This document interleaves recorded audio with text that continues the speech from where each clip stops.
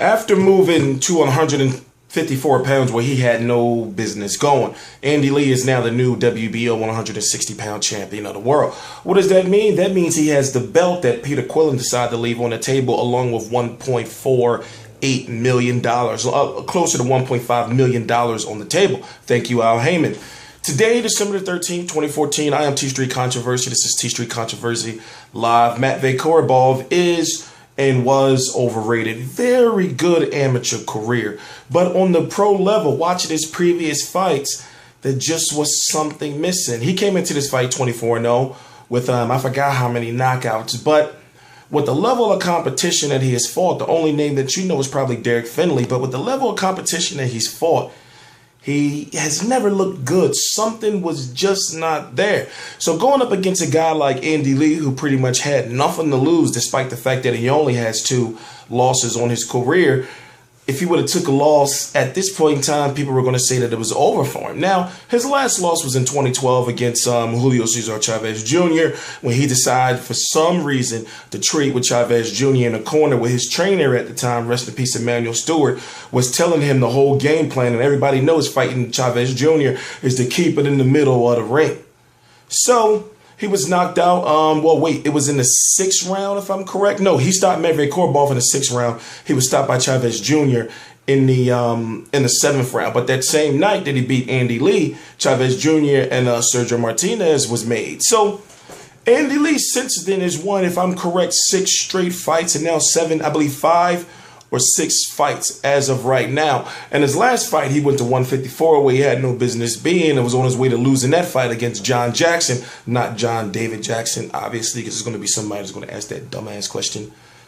And he ended up knocking this dude out mean right hand, the same one that he hit Matvey Korobov with, because it's just, you know, I don't want to be too hard on Matvey Korobov because he still has a chance, but when I say I've been watching him, something is not there. There seems to be a piece of him missing on the pro level. And at this point in time, getting a title shot, he's been pampered all the way up until this time. And look, he got exposed on the grand stage. So now what's next for Andy Lee? Andy Lee says that he wants to have the fight in Ireland. As a matter of fact, for you guys, we're going to listen to Andy Lee because that's how much I care. So the number 1 contender is Billy Joe Saunders. Billy Joe Saunders is a UK fighter who just had a very big domestic fight. Oh, here's Andy Lee now. His wife Marie came here today to watch me fight. Flew all the way. Wait, let me go back a little further. Your career, what are you feeling? He was losing his fight, by the way. Getting outboxed. But I thought about this moment. I thought about winning it, and I had a speech prepared in my mind. And I'd like to say thank you to this man in the booth, my coach, and my manager has done so much for me over the last couple of years. This title's for him, but it's also for the man who made me, Emmanuel Stewart. Adam Booth is a very popular trainer over in the UK. I lived with him for nearly 7, 8 years, and I learned so much, and I owe this title. He said I would win a world title when I turned pro tonight. I met him through. His wife Marie came here today to watch me fight, flew all the way from Detroit. And I appreciate it, and I love all the Rich Stewart family, Sugar Hill and Diane, and everybody in Detroit, and Kronk, thank you very much. And most of all, Boxing Booth, Richard Towers, Dave Powell, John Hill, Terry Clark, Amina, and most of all, my wife, Maud, is there. He said, all the Lees, all the Irish, everyone in the house, I've heard all the cheers, and he got me through that fight. Matt Korobov was giving me a nightmare, and I found it really hard in there. But I can hear the cheers from the people here who came all the way. Good friends from Detroit, good friends from New York, all of them came to see me from Limerick, and I appreciate every one of them. Let's take a look at when the nightmare turned into a dream come true. Describe it.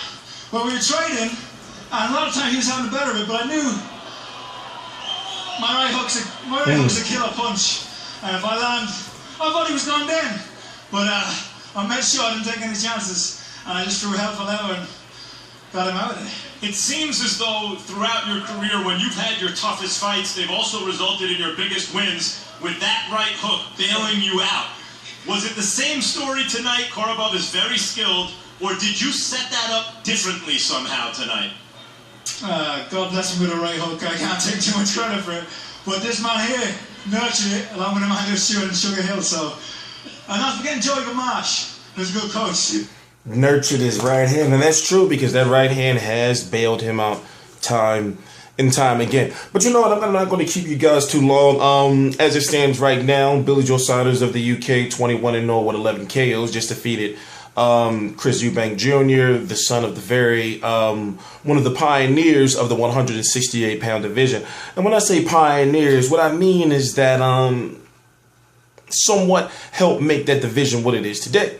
So he beat his son at 160 pounds, meaning Billy Joe Saunders, and now Billy Joe Saunders is waiting to see what's going on with that.